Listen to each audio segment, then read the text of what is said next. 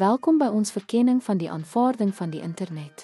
Vandag sal ons ontbloot die sleutelfaktore wat die internet 'n fundamentele deel van ons lewens gemaak het, van kommunikasie tot besigheid. Die reis van die internet het as 'n blote navorsingsprojek begin en het ontwikkel in 'n globale netwerk.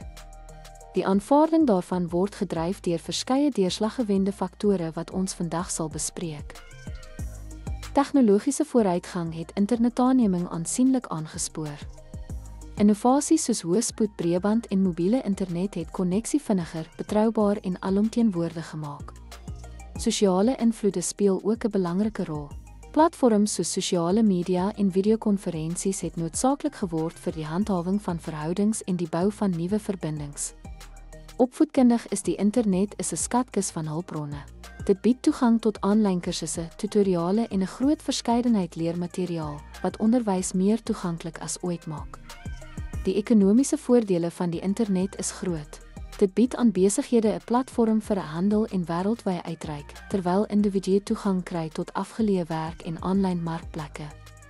Vir organisasies verhoog die internet operasionele doeltreffendheid, verminder koste en fasiliteer beter kommunikasie en samewerking met globale vennote. Dankie dat jy by ons aangesluit het. Die internet se rol in ons lewens groei steeds soos tegnologie vorder, wat dit 'n onontbeerlike hulpmiddel in ons daaglikse aktiwiteite en interaksies maak.